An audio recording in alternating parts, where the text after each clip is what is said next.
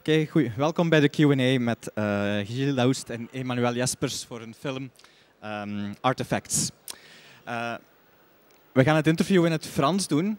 Ik zou graag willen weten van de aanwezigen of er iemand is die een interview in het Frans niet goed kan volgen en graag een vertaling naar het Nederlands zou willen van de vragen en antwoorden. Is er iemand die graag een vertaling naar het Nederlands zou willen? Niemand? Oké. Als je... U wel? Als je vragen wil... Nee. Oké. Als je vragen wil stellen in het Nederlands, dan kan dat natuurlijk ook nog altijd. Tout d'abord, est-ce que c'est vraiment vous ou c'est vos clones là, qui sont à côté de moi? C'est nos, Pour montrer la cicatrice. nos clowns en fait. C'est bon? Vous répondre à la Non, c'est moi et j'ai pas été opéré de l'appendicite.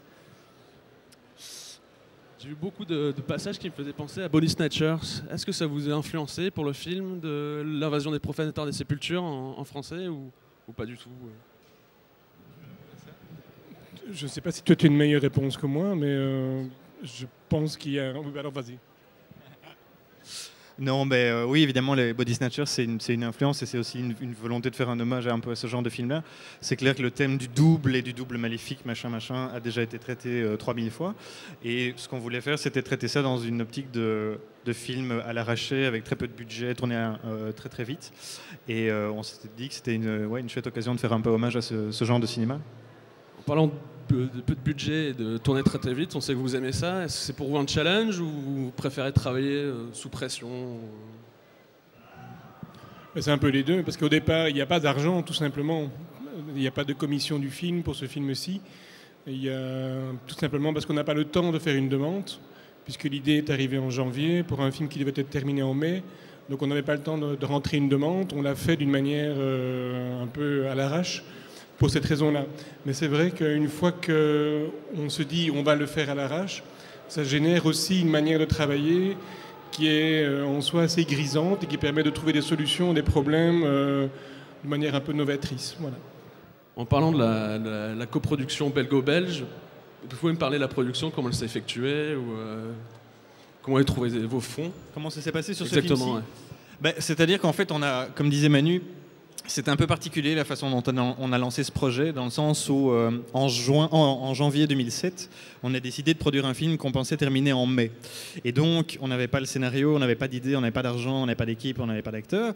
Et on a réussi finalement, au lieu de le faire en 5 mois, à le faire en 6 mois. Et donc dans la foulée, évidemment, la levée de fonds se fait très très vite. Et donc en fait, on a utilisé pour partie, pour moitié, le fameux mécanisme du tax shelter belge qui permet d'avoir des sociétés qui investissent dans le film. Et pour l'autre moitié, je dirais quelques sponsors, quelques investisseurs privés. Et finalement, avec un budget très très faible de 120 000 €, on a tourné ce film en 12 jours à l'arrache. Et c'était plus... Je dirais que le financement du film, c'était plus ses efforts et toute la sueur qu'on a mis dedans, plutôt que de l'argent, quoi.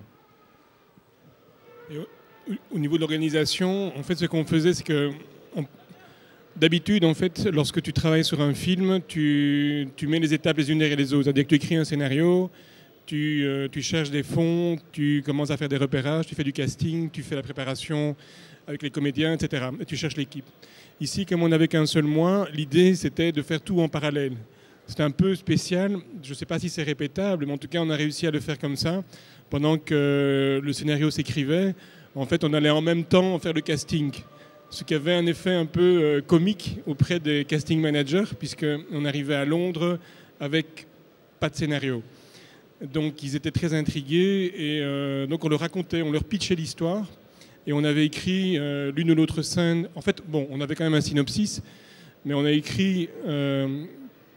C'est surtout Gilles en fait, qui écrivait le scénario, donc les dialogues, la continuité dialoguée, ce qu'on appelle la continuité dialoguée. Et donc on avait quelques scènes qui étaient abouties et qu'on passait en casting. Et ils étaient très curieux parce qu'ils voulaient voir la suite, mais on n'avait pas la suite.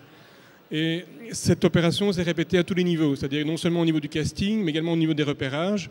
En fait, les repérages, c'était on ne sait pas où on va tourner puisqu'on n'a pas encore écrit les scènes.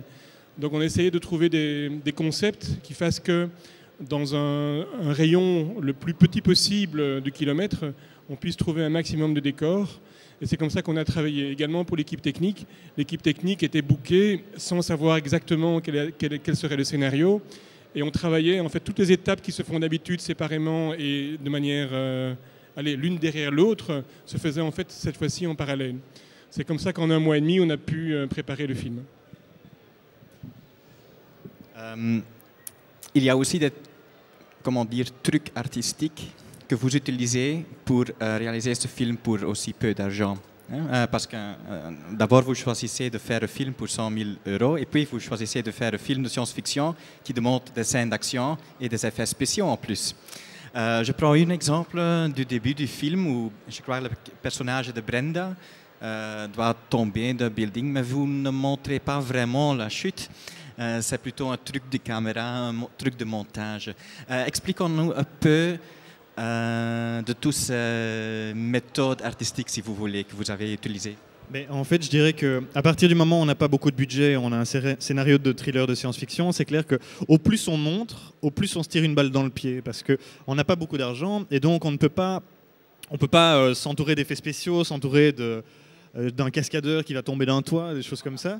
Et donc, on a abordé une méthode de tournage qui est un petit peu plus inspirée des films à suspense, des thrillers d'il y a quelques décennies, dans lesquels toutes ces technologies n'existaient pas vraiment, et où on avait tendance à suggérer, donc à suggérer, plutôt que de montrer. Et donc, on a un montage qui est assez énergique, qui crée une tension.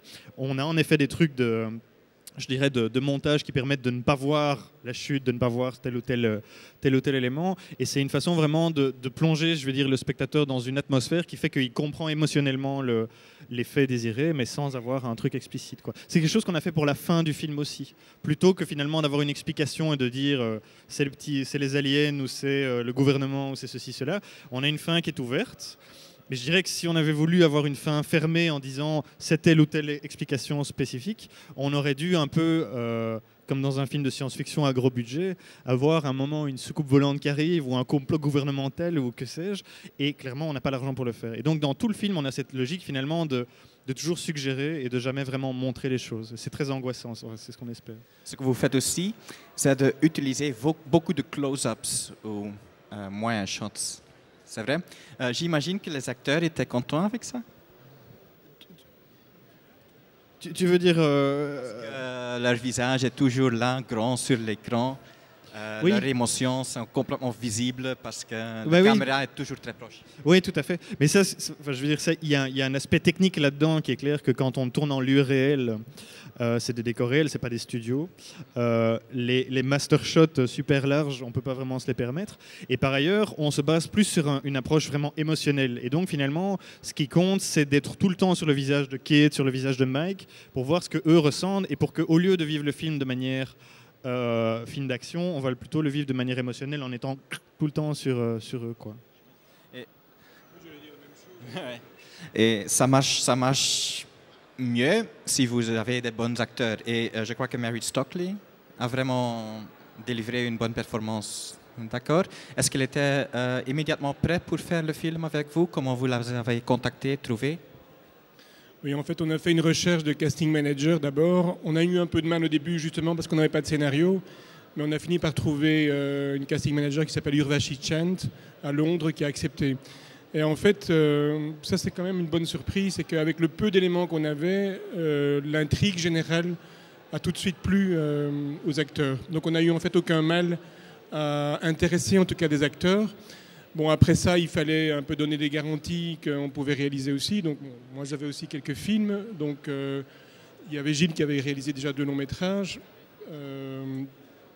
Donc, l'un dans l'autre, avec ce qu'on a montré, ça les a convaincus assez vite.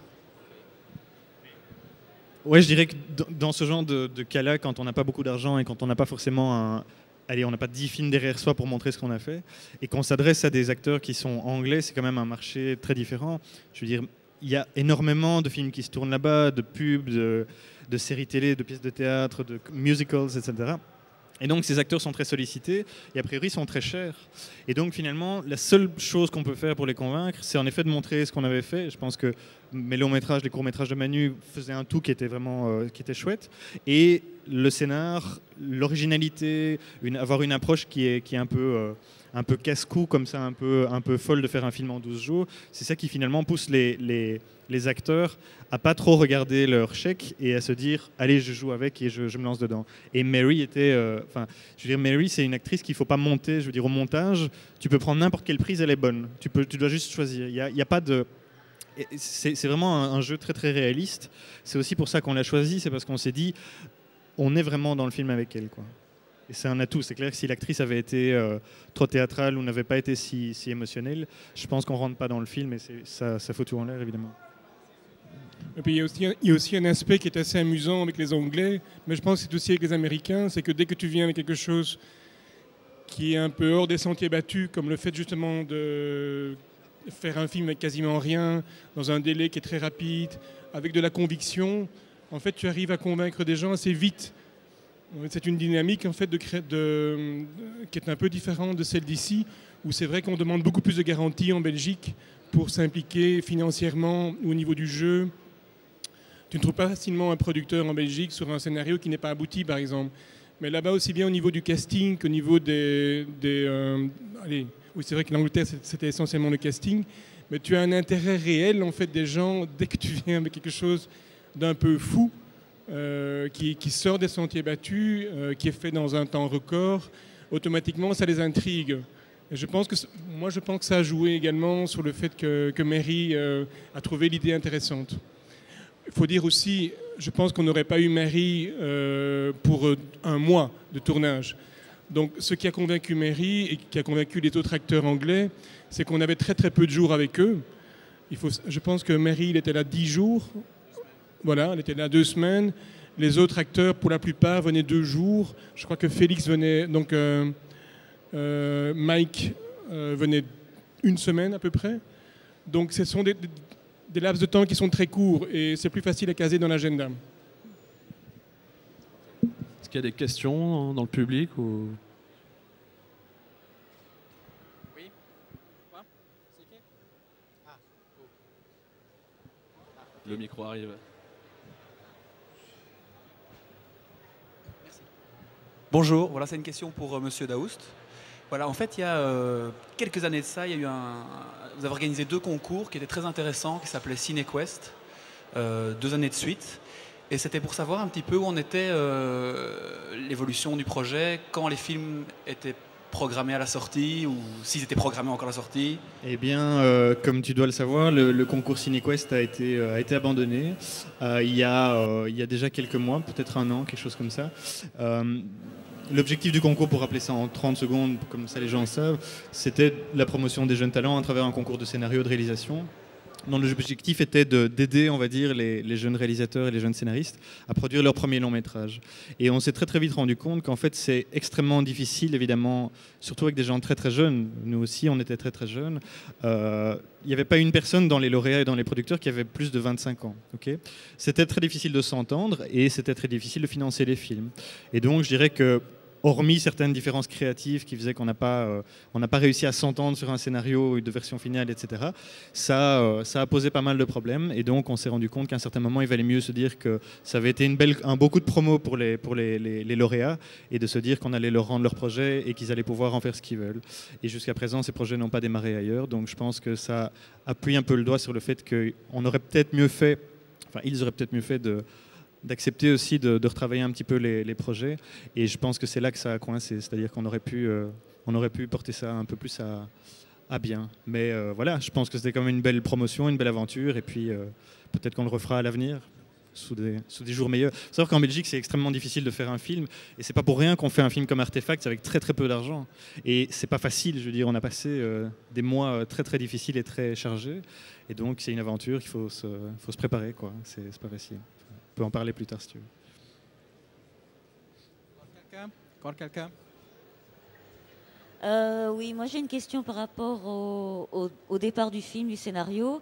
Je vois plutôt un côté assez biblique comme ça dans cette histoire. Et dernièrement, j'ai lu le Papillon des étoiles là, de Bernard Werber. Je ne sais pas si vous l'avez lu. Mais il y a aussi un peu j'ai l'impression, cette naissance de l'être humain et ce regard démiurge comme ça sur un être humain concret, et c'est sa création avec beaucoup d'amour sur la création qu'on a de cet être humain. Est-ce qu'il y avait quelque chose de cet ordre à l'origine de votre travail?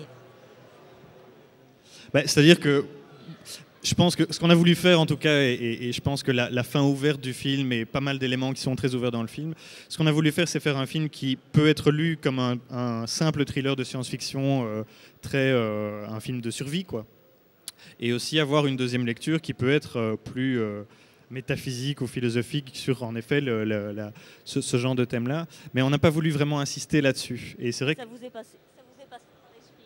Oui, ça nous a passé par l'esprit, mais ce qu'on a voulu faire dans tout ce qu'on a fait pour ce film, c'est pas non plus aller trop loin, parce que comme on est dans un timing très serré et qu'on a voulu faire un film un peu concept, tous les éléments un petit peu oui, je dirais philosophiques qu'on peut avoir dans ce film sont nés de la manière dont il s'est fait, dont il s'est tourné, des petits accidents, etc., et des petits éléments qui se sont passés pendant la fabrication. Donc on n'a pas voulu vraiment imprimer un message dans le film du tout, quoi. Mais le personnage qui vient lui parler à la fin autour de son café, il a un peu comme un archange Gabriel, comme ça. Vous l'avez filmé même un peu comme ça. Tout à fait, ouais. Dans son regard, dans sa manière de parler, il est plein d'amour. Tout à fait, oui, absolument. Donc, il y avait quand même une volonté... Il y a ce genre de référence-là, mais je veux dire, on n'a pas voulu imprimer un message dans l'esprit du spectateur. Mais vous l'avez senti, quoi. Il y avait quelque chose comme ça qui était en vous, que vous aviez envie de faire passer là-dedans. Comme j'ai dit, je me sens pas une vocation biblique ce soir, mais... Non, mais quand je dis biblique, biblique, c'est... On n'a pas besoin de porter la soutane pour être biblique, je veux dire, c'est plus une manière de...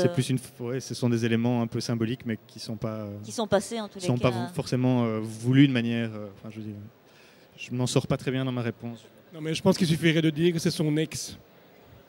Que quoi? Carl Franken. Oui, d'accord. Probablement, puisqu'il la connaît si bien. Est-ce qu'on entend, là? C'est qu'on en fait, ce côté amoureux qu'il a dans son regard, c'était en fait, ok, il y a le côté angélique, biblique, mais l'idée de départ, c'était que probablement ce type était marié avec elle avant que l'histoire ne se produise. Ce qui n'est pas du tout quelque chose qu'on a voulu expliquer, mais on s'est dit que c'était une porte, en fait. Donc, c'est pas du tout de l'amour de prophète, mais c'est plutôt...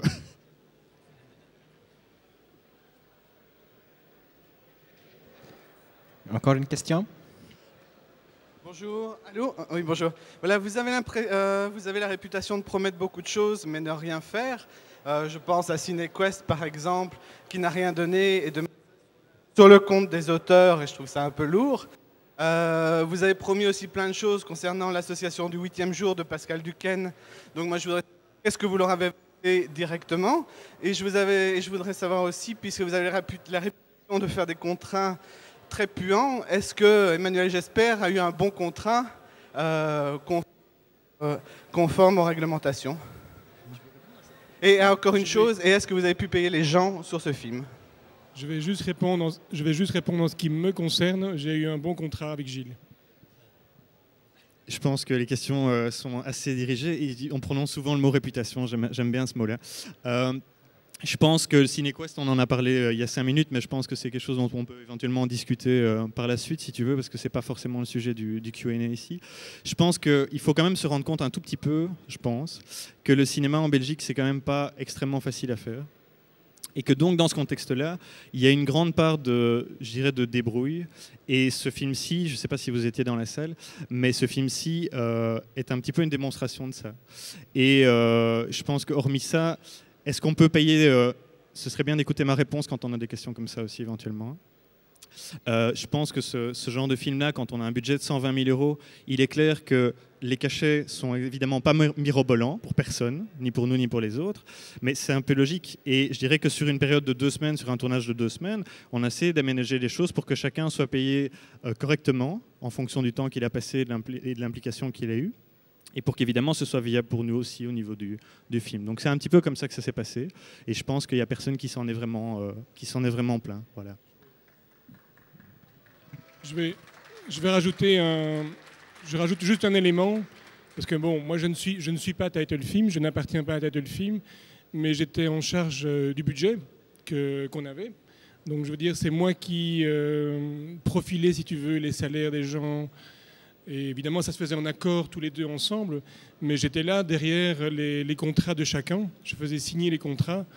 Je peux te dire que je pense que moi, je n'ai pas une mauvaise réputation. Tous les contrats étaient tout à fait honnêtes et les gens étaient payés correctement et très vite. Voilà. Mais pour le reste, ce qui concerne Title Film, je ne connais pas. Enfin, je veux dire, pour le restant des autres projets qui ont lieu avant, CineQuest, je n'ai pas vraiment de réponse, mais en tout cas, sur ce projet-ci d'Artefact, les choses se sont passées de manière tout à fait correcte. Et il y a des producteurs qui payent très très tard, vraiment des mois plus tard. Ici, ça n'a pas été le cas. Les gens étaient payés, je crois, 1 semaine à 2 semaines après leur prestation. Et les contrats étaient vraiment négociés avec chacun des techniciens, avec leur accord sur les montants. Mais ça s'est fait vraiment bien. Je suis aussi producteur, hein, donc je peux en parler.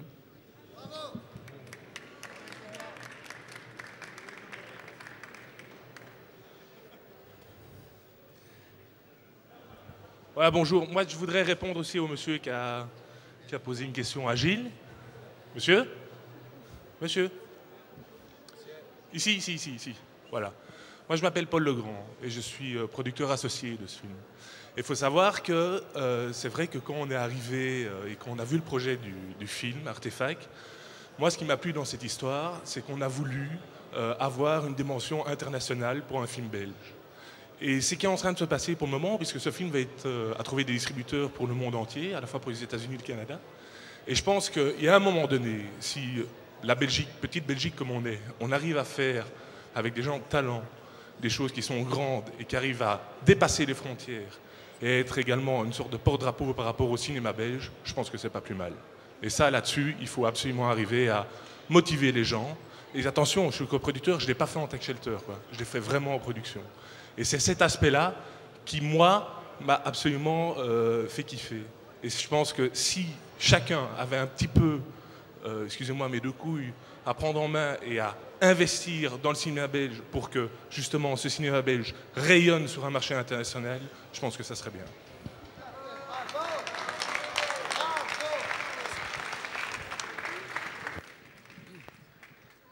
Comme j'étais le producteur associé de Room, son précédent long métrage, je peux aussi dire que Gilles ne s'en est pas mis plein les poches. C'est-à-dire que tout l'argent qui était dédié à la production de ce film-là est parti à payer les gens. Gilles était payé essentiellement sur les ventes du film. Donc je pense qu'il faut vraiment remettre les pendules à l'heure. Et c'est clair qu'il y a les gens ont des réputations. Gilles en a, bon, peut-être que moi j'en ai aussi en fait. Mais il faut vraiment il faut s'informer, il faut poser des questions. Et si vous ne savez pas, demandez directement aux personnes plutôt que de suivre des rumeurs qui en général sont parties de rien. Voilà.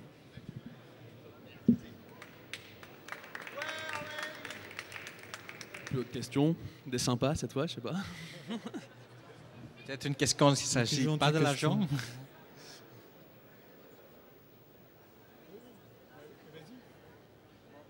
je n'en ai pas, mais... Moi, j'ai une question. Bonsoir. Comment est-ce que tu as sorti ce scénario? D'abord, on a sorti ça à 2. En fait, on a travaillé avec une méthode un petit peu, comme disait Manu, on a travaillé vraiment très très vite. Et entre le moment où, en fait, on a décidé de la date de tournage avant d'avoir le sujet du film. Et donc, cette date de tournage était à peu près 1 mois et demi après la décision de faire le film. Et donc, en fait, on a développé toute l'histoire en brainstorming tous les deux. Et en explorant toute une série de pistes, quand on avait trouvé notre sujet, en explorant toute une série d'intrigues. Et à un certain moment, quand on était d'accord sur vraiment l'histoire du film, à ce moment-là, moi, je me suis isolé pour écrire le texte en lui-même, donc les dialogues, etc. Et pendant ce temps-là, comme disait Manu, on a abordé toutes les étapes du film en même temps. Donc Manu a été plus sur le casting à un certain moment, plus sur tout ce qui était, en effet, gestion du budget, engagement de l'équipe, etc. Et on avait toute une sorte de passerelle, toute une série de passerelles entre nous pour avancer là-dessus. Donc ce scénario s'est écrit, je dirais, en quelques jours, peut-être en peut-être 10 jours, quelque chose comme ça. C'était très spontané. C'est pour ça que les questions sur le thème, etc., sont intéressantes, mais d'un autre côté, on a envie de pas trop y répondre parce qu'on a travaillé tellement vite qu'on ne s'est pas posé des masses et des masses de questions par rapport au scénario. Oui, bon, de toute façon, le point de départ n'est pas tellement important. Ce qui est plus intéressant, c'est la manière dont les choses se transforment. La méthode de travail, en fait, c'était de faire 1-2, 1-2. C'est-à-dire que l'un de nous deux avait une idée, commençait à l'exposer, l'autre rebondissait sur l'idée, ce qui faisait rebondir le premier, etc. En fait, ça se passait essentiellement comme ça. Gilles imaginait un truc, puis moi je continuais là-dessus, puis il se remettait dessus, etc. Le point de départ est une bête, est un vieux scénario qui date d'il y a des années, d'un petit court-métrage qui ne s'est jamais fait. Et peu importe qui a eu l'idée, ça n'a aucune importance. C'était un personnage qui se faisait aborder de manière de plus en plus proche par un bruit. Et on s'était dit qu'on pouvait exploiter cette idée-là pour un long-métrage. Le bruit était au départ dans la rue, puis il était à la porte d'entrée de l'immeuble, puis il était à la porte d'entrée de l'appartement, et puis finalement ce bruit était dans l'appartement. Et c'était une idée qui était amusante à développer, et on a commencé là-dessus. Et en fait, si tu regardes bien le film, au final, il ne reste pas grand-chose de cette idée-là. On la retrouve un peu dans la scène de, je ne sais même plus comment elle s'appelle, de Carole, qui se fait... qui subit une rencontre dans son appartement, dans son lit. C'est un peu le point de départ. Mais ça a été extrêmement développé après. Oui, on écrivait ensemble, absolument. Oui, tout à fait. Mais comme je te dis, on se passait la balle. On écrivait quelque chose, on passait ça à l'autre, et l'autre renvoyait de nouveau l'idée. Et la continuité de dialoguer spécifiquement, donc le scénario avec les dialogues, Gilles a tout écrit. Et puis, je suis repassé dessus, et puis il a encore passé dessus, etc. Mais il a une grande part, évidemment, dans la continuité dialoguée, là où, tous les deux, on était très d'accord et très en phase sur la construction même de la narration.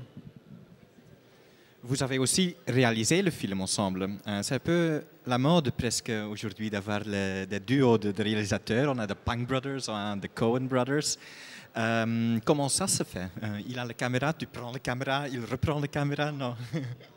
Heureusement, il y avait 2 caméras. Ah, il y avait 2 caméras. Non, c'est vraiment ça?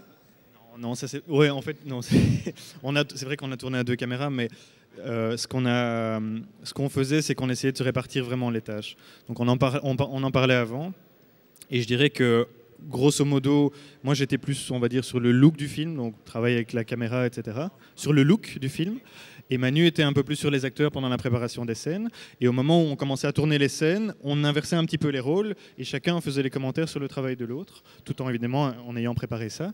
Et on évoluait comme ça. De temps en temps, on a inversé. Mais c'est vraiment, surtout quand on doit aller très vite, on ne peut pas prendre toutes les décisions à 2. C'est pas possible. Donc on se sépare, quoi. Et ça a marché bien? Ah oui, ça marchait bien. Ouais, non, tout à fait. Bah, c'est clair que tourner un film en 12 jours, c'est speed, donc forcément il y a des tensions. Pas le choix. Oui, c'est ça. Tu dois parfois prendre des décisions très vite, mais je pense que oui, on s'en est bien tiré. Hein. Qu'est-ce que tu en penses? Oui, ce qui était intéressant, c'était d'alterner de temps en temps. Donc c'est vrai que globalement, Gilles était vraiment très souvent derrière les caméras. Donc, en fait, puisqu'on avait 2 caméras, on avait 2 moniteurs. Et donc il y avait tout un travail. C'était pas facile d'ailleurs d'arriver à ce que ces caméras soient complémentaires. Parce qu'il y avait beaucoup d'improvisation quand même malgré tout. Mais donc il y avait tout un travail sur l'image que Gilles faisait et tout un travail sur la direction d'acteur que moi je faisais. Et ce qui était intéressant, c'était d'alterner de temps en temps. C'est-à-dire qu'il y avait des moments où, parfois parce qu'on n'y arrivait pas, on décidait de changer. Tout d'un coup, je me mettais plus derrière la caméra et c'est moi qui décidais exactement du travelling, des rapports de cadre, pendant que Gilles était beaucoup plus avec les comédiens. Le fait d'avoir pu expérimenter les 2 positions nous a permis de voir où on était le plus confortable chacun. Et il se fait qu'effectivement, la formule qui fonctionnait le mieux, c'était que Gilles soit derrière les cadres, que moi je sois dans la direction d'acteur. Mais c'est malgré tout un travail très commun, dans la mesure où, par exemple, si je dis que je suis dans la direction d'acteur, ça n'est pas possible sans que Gilles ait fait un travail sur les personnages. Donc Gilles avait un travail sur les personnages qui était assez important avant le tournage, qui me permettait moi d'apporter ma touche en tant que directeur d'acteur. Et également, Gilles, derrière les moniteurs qui dirigeaient les caméras, avait aussi un découpage que j'avais fait avant les prises de vue. Pas toujours, parce qu'on n'avait pas toujours le temps de les faire, mais il y a beaucoup de scènes ont été en fait prédécoupées avant le tournage. Donc on avait vraiment des papiers et on avait chacun des cadres de la scène. C'est le fait d'assigner vraiment des tâches très précises qui faisait qu'on pouvait arriver à travailler bien ensemble. Parce que pour le reste, on est très différents. On est, je pense, assez complémentaires. Donc c'est vrai qu'il y avait des moments où on n'était pas d'accord, on était prêt à s'étrangler, mais je veux dire, bon, j'ai pas de problème avec ça. Je pense que c'est assez, c'est assez normal quand tu collabores pour la première fois avec un réalisateur. Bon, tu sais pas te mettre tout de suite d'accord sur tout, y compris sur le scénario. Bon, ben, Gilles avait certaines vues sur qu'est-ce qu'il y a derrière tout ça.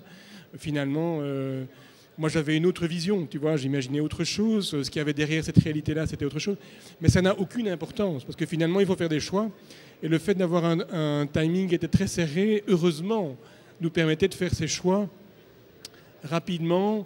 Et donc, on n'avait pas le temps de nous disputer sur le quoi et qu'est-ce qu'il y a derrière finalement. Il faut prendre une décision et on la prenait. Tu vois, parfois c'était Gilles qui prenait la décision, parfois c'est moi, c'était pas souvent moi, mais allez, c'était quand même en... Je pense qu'il y avait un vrai accord sur le contenu de ce qu'on voulait montrer. Et à partir de là, bon, quand je dis c'est pas souvent moi qui prenais la décision, c'est pas vrai. Mais c'est surtout par rapport à la production. Il faut quand même savoir que c'est Gilles, le producteur du film. C'est lui qui met son argent dedans. Donc il y a un minimum de respect à avoir du co-réalisateur sur le fait que, bon, à un moment donné, il faut trancher. Si on n'est vraiment pas d'accord, Gilles prenait la décision. Mais sinon, en règle générale, on était assez d'accord sur beaucoup de choses.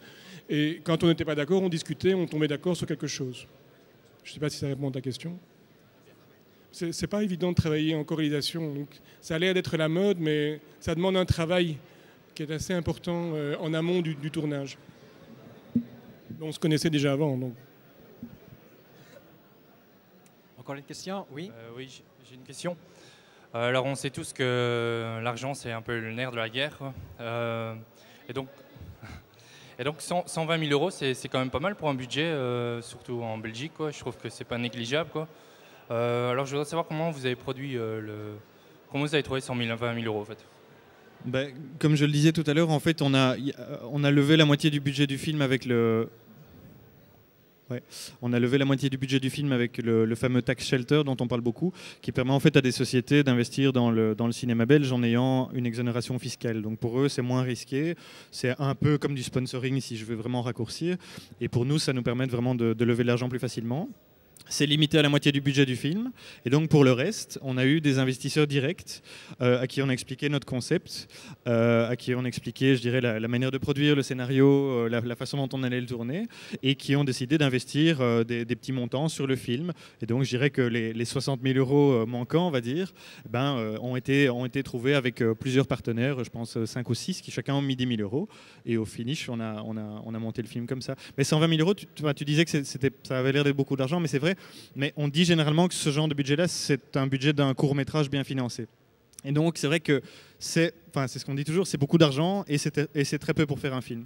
Et donc, ce qui est bien, c'est que je dirais avec les investisseurs qu'on a, nos coproducteurs, on a trouvé une façon finalement de collaborer, nous en apportant notre travail et notre énergie, et eux en apportant un peu d'argent et en nous aidant à pouvoir couvrir nos dépenses. Ouais. Oui, en même temps, c'est très peu d'argent. Et donc on devait trouver des solutions justement avec ce peu d'argent qu'on a et pas ce beaucoup d'argent pour arriver à le tourner. Donc comment est-ce que tu fais un long métrage même en 12 jours avec cet argent-là? Il fallait en fait constamment trouver des solutions. Et ça demandait par exemple, je te donne un exemple, hein. Il y a une série de décors qui sont tournés dans le même lieu, mais vous ne vous rendez pas compte de ça. Par exemple, l'inspecteur qui vient interroger Kate au début du film, en fait, ça se passe dans le même décor que le couloir et le bureau de Kate. La course à la fin, quand elle fuit dans un building à l'abandon, désert ou en construction, ce sont les sous-sols de ce même bâtiment.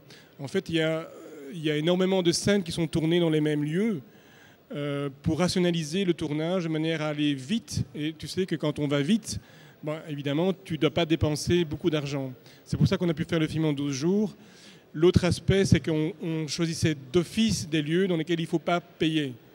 Donc s'il fallait payer, on ne les prenait pas. Quand tu as du temps pour préparer un film, tu as le cerveau qui réfléchit pour trouver la meilleure expression de ce que tu veux raconter. Quand tu n'as pas le temps, comme nous n'avions pas de temps, on essaye d'abord et avant tout de raconter une histoire et de trouver des lieux qui ne nous coûtent rien. Donc c'est comme ça qu'on a travaillé tout le temps. Il n'y a aucun décor qui était payant. Je crois qu'on a donné 100 € pour un appartement. Par exemple, on a tourné chez Gilles. Donc l'appartement de Kate, c'est l'appartement de Gilles. L'appartement de... comment il s'appelle encore de Stu, celui qui est en peignoir blanc, c'est mon appartement. Donc le décorateur, Alexandre Gainsbourg, est venu peindre ma salle de bain, qui était déjà pas en très bon état. Donc il l'a détérioré encore un peu plus pour que ça fasse vraiment fauché, clochard pratiquement. Et donc j'ai mis beaucoup de temps, je t'en veux d'ailleurs pour ça, pour la remettre en état. Il m'a fallu 3 couches de peinture pour la remettre en état. Et donc chez Stu, c'était la mienne. La voiture, c'était la voiture de Gilles. Donc en fait, Gilles voulait changer de voiture, ça tombait bien. Donc on a tourné toutes les scènes où Kate roule en voiture, évidemment avant l'explosion, et en espérant évidemment qu'on ne doit pas retourner une scène, parce que là on n'aurait plus de bagnole. Et puis un jour, voilà, dans le calendrier, il fallait faire exploser la voiture. Donc Gilles a trouvé un artificier, je ne sais pas où il l'a trouvé, il est sorti comme ça de nulle part, avec son chapeau de cow-boy américain. Et ce gars a truffé la bagnole d'explosifs, et on avait trouvé un accord en fait avec le château d'Hélesine. Une fois de plus, sans payer. On a juste demandé l'autorisation. Je ne sais pas comment tu connaissais le château d'Hélesine, je préfère ne pas le savoir. Ces gens étaient très très gentils. Ils nous ont laissé le parking devant le château. Donc on a mis la voiture, on a mis 8 caméras autour, mais la plupart sont des caméras DV. Vous ne vous rendez pas compte de ça, mais ce sont des caméras DV amateurs qui étaient placées sur un petit pied ou quasiment par terre. Et on a tourné cette scène comme ça. Donc c'est la voiture de Gilles qui a explosé et ça ne nous a pas coûté un seul euro. Au contraire, on a eu le service de la commune d'Hélesine qui est venu en plus embarquer sa carcasse fumante. Donc il ne devait même, donc il devait même pas s'en débarrasser. C'était fait par la commune d'Hélesine. Donc tu vois, à tous les niveaux, l'idée était chaque fois comment faire pour ne pas dépenser de l'argent. Et on avait vu, pour tout te dire, un making-of du premier long métrage de Roberto Rodriguez, qui avait fait son film pour, combien, on ne sait plus, 10 000 $, un truc comme ça, son premier long métrage. Et une des phrases qu'il martelait pendant son making-of, c'était « refuse to pay », refuser de payer. Ça ne veut pas dire arnaquer les gens, ça veut dire que là où où des gens ne demandent pas d'argent, c'est là où vous devez aller. Voilà. Et donc toute cette production a été permise parce qu'il y avait chaque fois question comment ne pas payer, solution, coup de téléphone, on appelait des gens et on voyait comme ça. Mais c'est clair que normalement c'est un film qui coûte 500 000 €. Normalement si tu payes les gens, enfin pas les gens mais les lieux ou les propriétaires des lieux, voilà. Mais donc le tout c'est de trouver des gens qui sont d'accord de jouer l'aventure et qui sont en plus pas mécontents après, parce que je crois que tous les gens étaient assez enthousiastes et amusés de nous voir débarquer comme ça avec notre équipe. Et dernière chose, l'équipe technique est extrêmement réduite. Bon, je ne sais pas si ça se voit, l'image que vous voyez ici était fort travaillée en post-production, donc ce sont des petites caméras P2. Je ne sais pas si vous voyez les petites Panasonic, elles se vendent dans le commerce, vous pouvez la trouver à la FNAC. Ce ne sont pas des caméras HD que vous trouvez chez Atalis ou tous ces grands prestataires. Ce sont des petites caméras qu'on trouve dans le commerce. Donc on avait des caméras consumer, comme on dit, et on avait une équipe extrêmement réduite dont la mission était de nous préparer un lieu dans un minimum de temps. On disait il faut 10 minutes par plan. Si tu prépares plus longtemps que 10 minutes, c'est qu'il y a un problème. Donc c'est clair que si tu as un groupe électrogène et 40 kW de lumière, tu ne sais rien faire en 10 minutes. Donc l'idée c'était, ok, puisqu'on n'a que 10 minutes, qu'est-ce qu'on fait? Donc les lieux étaient choisis en fonction, c'est-à-dire que tels quels, ils étaient déjà bons pour qu'on y tourne. Il y avait suffisamment de lumière qui rentrait dedans pour que ça marche. Après, on prenait les angles qui étaient les bons angles pour que la lumière qui vient d'une fenêtre, par exemple, ou d'une baie vitrée, arrive latéralement, quand on le souhaite, sur les personnages. Donc on cadrait en fonction. Tout s'est fait comme ça, en fait. Et l'équipe était également très réduite. C'est-à-dire qu'on avait un chef de poste, un chef déco, une styliste, on avait 2 caméramans, etc. Donc c'est une façon de travailler qui est un peu différente de ce qu'on fait d'habitude, mais qui était simplement liée au fait qu'on n'avait pas les moyens ni le temps de faire autrement. Donc on a développé cette idée-là, mais en fait quand on a commencé à tourner le film, enfin à préparer le film, on ne savait même pas qu'on allait faire ça. La question se posait chaque jour, on avait au moins 50 questions, il fallait trouver des réponses, on n'en avait pas, on cherchait et on trouvait. C'est comme ça qu'on fait. Si, il y a eu un découpage. Non.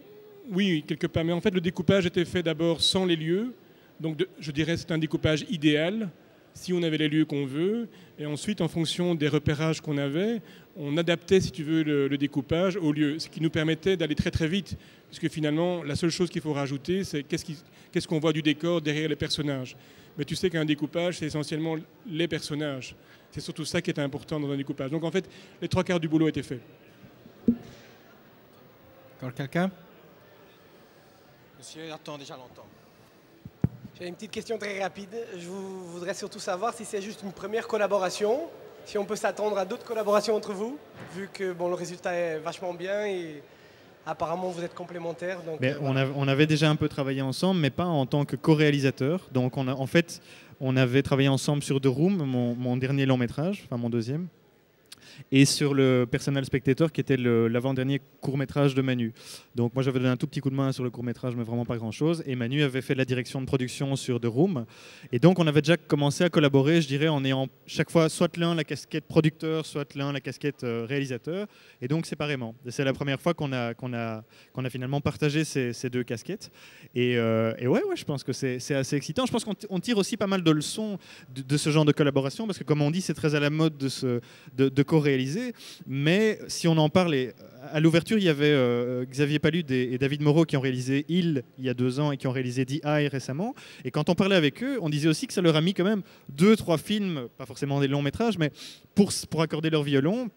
Et pour finalement, à partir de 2 points de vue qui sont différents, je veux dire, on a 20 ans de décalage, on n'a pas du tout le même background, on n'a pas forcément les mêmes goûts, de trouver une façon de fonctionner qui permet d'être super efficace, de bien s'entendre et de faire un résultat qui est réussi, quoi. Et je pense que sur Artefact, c'est clair qu'on a eu encore, surtout dans un rush de 12 jours de tournage qui était très peu, c'est clair qu'il y a eu des moments où on s'est dit, OK, on doit prendre 5 minutes pour discuter parce que là, on ne s'est pas suffisamment accordé. Et maintenant, je pense qu'on a appris énormément aussi l'un sur l'autre, et si on devait le refaire, on le ferait sans doute un peu différemment. Mais moi, je serais très, très content, je pense, de le refaire. C'est clair. Oui. Non, il n'y a pas de problème. On peut collaborer encore. Le fait de faire un film permet de voir qu'est-ce qui marche pas. Donc là, on a vu les problèmes qu'on avait quand on collaborait. On ne va pas rentrer dans le détail, ça ne vous intéresse même pas. Donc c'est juste du people. On a eu effectivement des problèmes, on ne s'entendait pas sur certains points, mais je dirais que l'avantage, c'est qu'on arrivait à discuter. Et donc de trouver des solutions pour les prochaines fois. Donc moi, j'ai aucun problème, franchement. Ce ne sera pas fait de la même manière, ce ne sera probablement pas le même budget, et ce sera peut-être pas le même temps de préparation non plus, parce que je pense que ce qui a été le plus difficile à gérer, même si c'est excitant, hein, c'est très excitant de faire un film quand tu te dis dans un mois je tourne un long métrage dont je ne connais même pas l'histoire.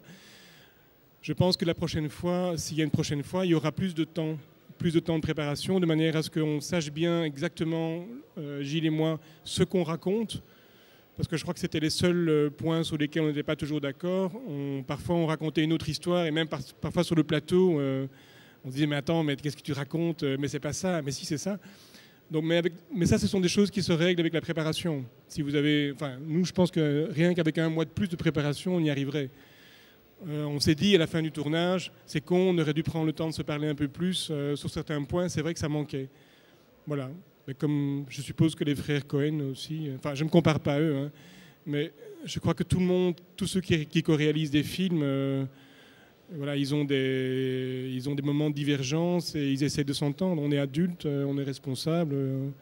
On a un enjeu qui est intéressant, c'est qu'il y a un potentiel qui est intéressant, je crois, des deux côtés.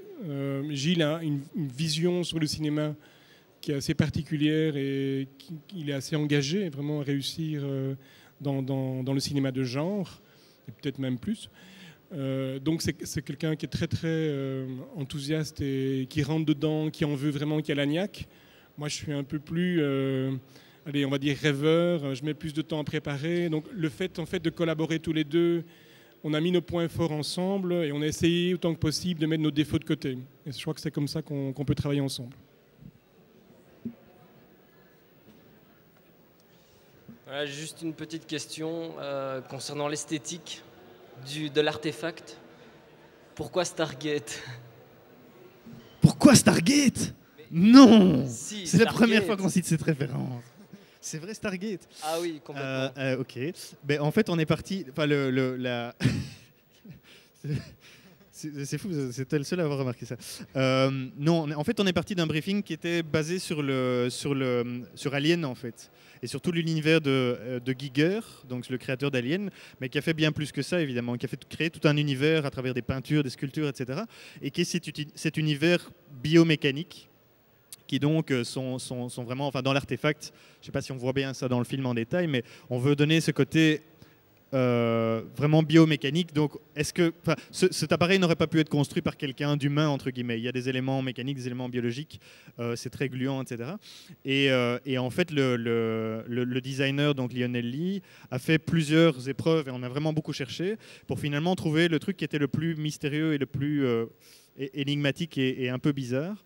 Et voilà, donc non, on n'a pas cité comme référence le film de Roland Emmerich, mais c'est vrai qu'on aurait dû. Ouais. Je me serais attendu à ce que tu parles de Faculty, par exemple, qui est plus dans l'idée d'un germe qui prend possession de ton corps. Donc il y a un peu de l'idée de Faculty dans une espèce de germe, mais tu vois que ce germe, en fait, il est biomécanique. Donc la référence de Alien, de Giger, est beaucoup plus finalement ce qu'on cherchait. Donc il y a eu toute une série d'esquisses qui ont été faites par Lionel Lay, le make-up, qui s'occupait à la fois du make-up effets spéciaux et de la création de l'artefact. C'est un liégeois, très sympa d'ailleurs, qui nous a fait toutes sortes de propositions. Et en fait, chaque fois que c'était un peu trop organique, ça ne fonctionnait pas, ça ressemblait trop à une crevette. Et quand c'était trop mécanique, ça ne nous semblait pas probable qu'un truc pareil se mette dans un corps et puisse interagir avec le corps. Donc il fallait quelque chose qui soit une interaction entre le bio et le mécanique pour que ça fonctionne. Et même l'artefact que tu vois, il y a eu plusieurs variantes, une fois où il est recroquevillé, une fois où il est étendu. Bon, finalement, on a pris celui-là, parce qu'il fallait bien choisir. Mais on n'avait pas beaucoup de temps pour réfléchir. Hein. Donc, toutes les questions, il y a beaucoup de questions que vous posez, et en fait, on y réfléchit en même temps que vous posez la question pour savoir qu'est-ce qu'on a fait. On n'a pas eu le temps de réfléchir. Mais on réfléchit maintenant. De cœur? De cœur, non, enfin, c'est pas voulu. Ouais, c'est pas voulu. Bonsoir, Jean-Pierre. Encore une question? Oui, et je ne suis pas cinéphile du tout. Il y a quelque chose quand même qui m'a interpellé. Est-il possible, effectivement, de réaliser ce que vous avez fait, que j'ai beaucoup aimé, sans bruit et sans musique, la musique étant un ensemble de sons, et donc d'amener tout ce que vous avez fait par la musique? C'est la seule question. Ben, c'est clair que dans un film comme ça, et surtout dans une belle salle de projection comme ici, tout ce qui est son, tout ce qui est musique est super important. Et c'est clair qu'on a eu une très belle musique et un très bel accompagnement son, sound design, qui a été fait par Ernst Meinrad, qui est notre compositeur qui se trouve là, derrière la caméra. Et c'est notre deuxième collaboration. On a travaillé ensemble sur The Room également. Et c'est clair que c'est un genre, je pense, qui fonctionne très difficilement sans accompagnement musical. Alors, je pense que parfois on dit qu'il y a un peu trop de musique ou trop d'effets sonores dans ce genre de film, mais c'est vrai que ça permet, par exemple sur le dernier quart d'heure du film, de tout le temps être à cran. Et je pense que pour un cinéma de genre où on est vraiment dans le domaine des effets, c'est quelque chose qui est assez excitant finalement pour le spectateur. Ça plonge vraiment le spectateur dans un truc très viscéral. Je ne sais pas si tu veux ajouter un truc. Voilà.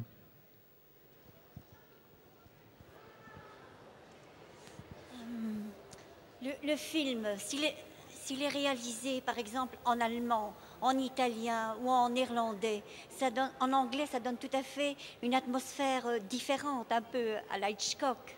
Par contre, en allemand, déjà les téléfilms, tout ça en allemand, l'atmosphère est tout à fait différente.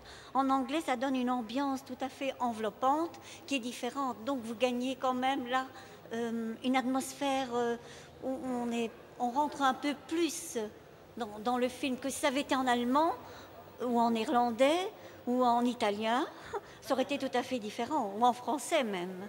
Parce que le thriller anglais a une atmosphère tout à fait particulière, un peu comme si on était dans un cocon. C'est quelque chose qui est particulier aux Anglais et qui est tout à fait dans leur personnalité, dans l'île, le pays.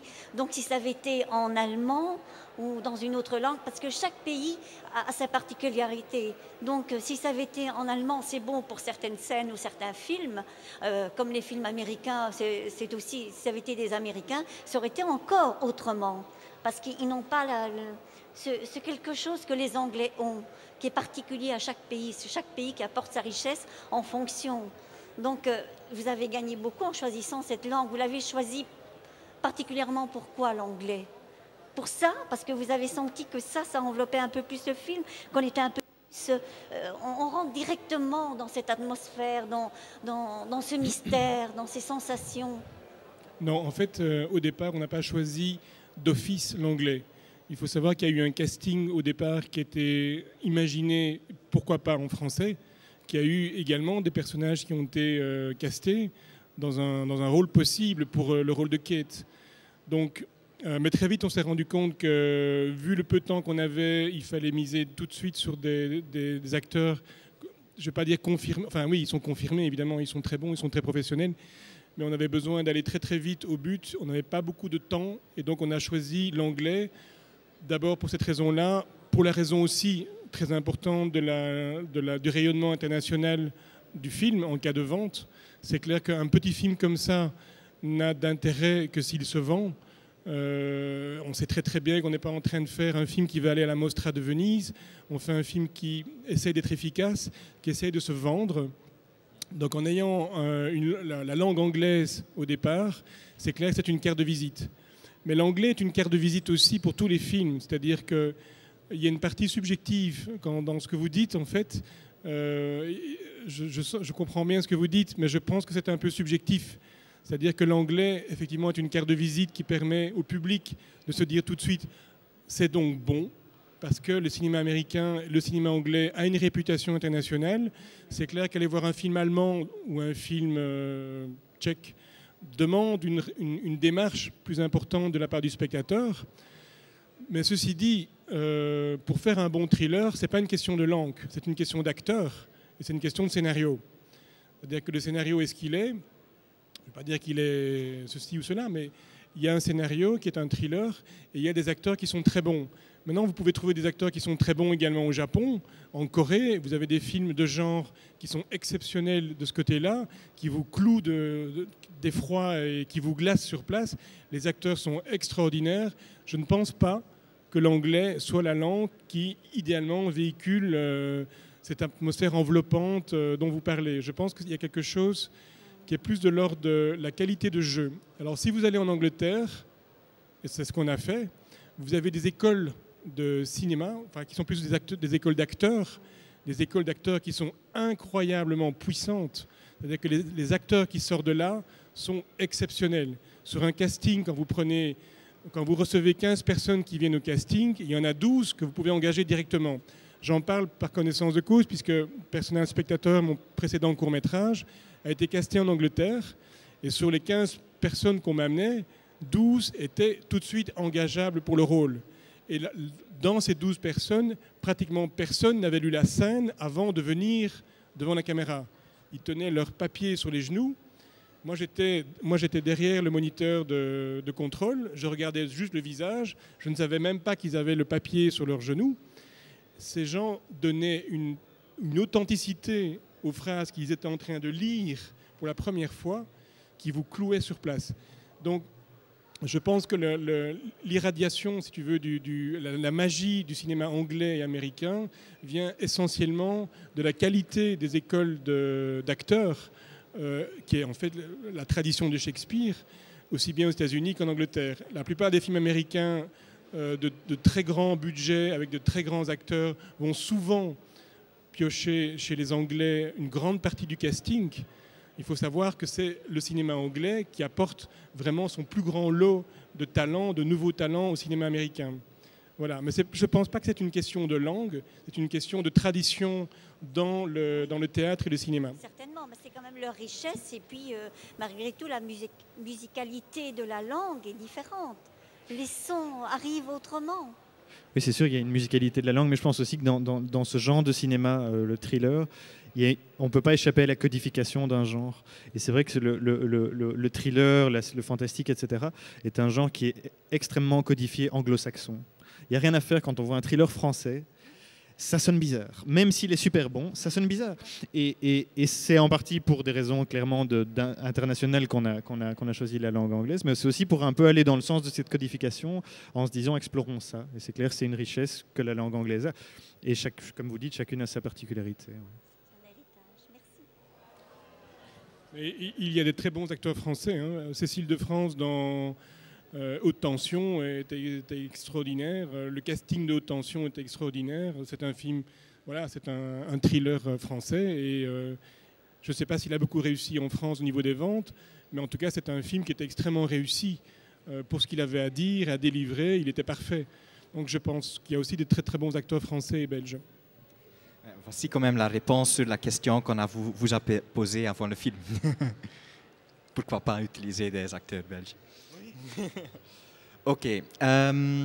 Ce serait avec plaisir de faire des thrillers avec des acteurs belges. Hein. Moi, personnellement, j'ai aucun souci avec ça. Je serais ravi. Je trouve ça, si ça peut amener quelque chose d'un peu différent. Sur le sujet de vendre le film, qu'est-ce qui sont les opportunités, qu'est-ce qui sont les chances commerciales pour des films comme Artifacts? Pour ce film-ci en particulier, on a eu beaucoup de chance, je pense. On a été sélectionné quasiment tout de suite après la finition du film au Hollywood Film Festival à Los Angeles. Et je dirais que dans la semaine où on était sur place, on a eu l'occasion de vendre le film à Lionsgate, qui est le studio américain qui fait notamment la série des Saw et tout ça, qui a, je pense, simplement... parce que aussi le film correspond à une catégorie, à une codification et à un genre de film. Donc eux ont été très enthousiastes pour le film. Ça nous a permis par la suite de vendre les droits internationaux à une société canadienne qui s'appelle Cinema Vault Releasing, qui est la société qui a sorti The Interview avec Steve Buscemi récemment, qui elle aussi a été très intéressée par le côté thriller original. Et comme d'habitude, la Belgique est le pays qu'on a vendu en dernier. Récemment d'ailleurs à une société qui s'appelle Melimedia, qui notamment va sortir les Astérix aux Jeux Olympiques en DVD, et qui va s'occuper de la sortie en salle, en DVD et des ventes télé Benelux à partir de la rentrée.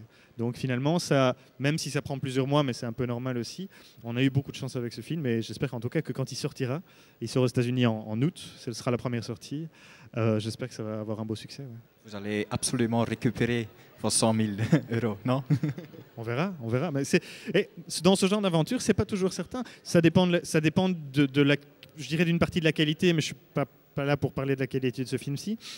Mais je pense aussi que ça doit correspondre, je vais pas dire à un marché, mais à un créneau existant. Et c'est-à-dire que c'est vrai que le thriller a vraiment un public. On voit le succès du BIF, je veux dire, c'est un public qui est fan, qui achète des DVD, qui va voir des films en salle, et c'est un public de passionnés, quoi. C'est vraiment quelque chose de très suivi. Et donc je pense que quand on travaille là-dedans, quand on y met tout son cœur et qu'on essaie de faire un film de qualité, je pense qu'on a toutes les chances d'avoir son petit succès. Alors peut-être pour finir, est-ce que vous avez des projets déjà, des nouveaux projets pour le futur? Tous vous deux? Encore un court-métrage peut-être? Pour les courts-métrages, c'est fini. Freddy m'a dit ça suffit comme ça. Hein. Vous avez déjà gagné trop de prix ou quelque chose comme ça. Manu a gagné beaucoup de prix. Combien de prix est-ce que tu as gagné avec tes courts-métrages? 40. Manu a gagné 40 prix avec ses courts-métrages. Donc c'est énorme. Mais tu...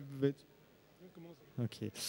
Non, pour le moment, moi, je suis en train de préparer un thriller en anglais qui s'appelle Founding Fathers, qui est un vrai thriller assez hardcore, un peu dans la ligne des Saw et Seven et ce genre de trucs au niveau du scénario, évidemment. Et on est en train pour le moment d'essayer de le monter avec des acteurs américains. On est au tout début du travail. On est en train de travailler sur le budget, sur la façon de le produire. Et on espère pouvoir tourner ça fin 2008, peut-être début 2009. Et avancer vraiment dans cette ligne du thriller en anglais de plus en plus. On va un peu monter dans les budgets, on va essayer en tout cas pour quand même se donner un peu les moyens de faire un peu plus de spectacles, je veux dire. Et puis voilà, on verra où ça va nous porter. C'est clair qu'Artefact nous a un peu ouvert des portes au niveau américain notamment, dans le bon sens du terme, je pense, avec quelques portes ouvertes, et on va essayer de tirer profit de ça. Ouais. Oui, alors il y a aussi un autre projet, j'espère aussi qu'il va pouvoir se développer. En fait, je pense que ça va se développer en parallèle, qui est un thriller. Qui commence comme une comédie, qui devient complètement gore par la suite. C'est une fille banale qui se fait plaquer par son petit copain en Suisse. Elle est une espèce d'adolescente attardée. Elle revient vivre chez papa et maman, qui sont des bons bourgeois de la banlieue sud de Bruxelles.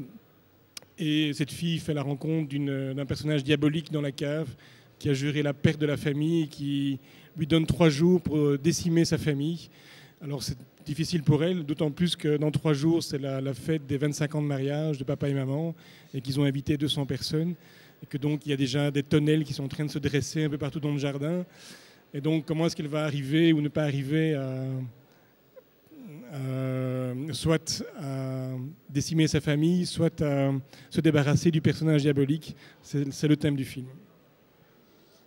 Ok, merci beaucoup pour être venu ici au Q&A. Merci à vous. Vous voulez encore dire quelque chose? Merci à tout le monde. D'abord, merci à toute l'équipe aussi qui est en partie présente aujourd'hui. Et merci pour toutes ces questions. Ouais. Et merci au BIF. Ah, j'oublie toujours. Merci au BIF. C'est vraiment une chouette opportunité de pouvoir présenter le film ici. Et merci au public. Merci le public.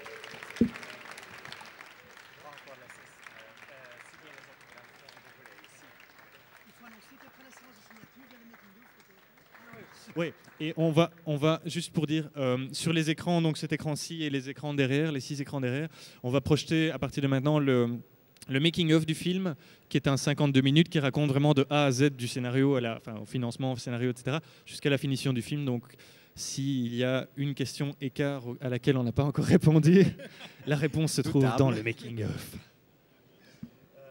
Dus wie handtekeningen wil, kan hier nu terecht. C'est la séance dédicace, donc venez faire signer. Venez.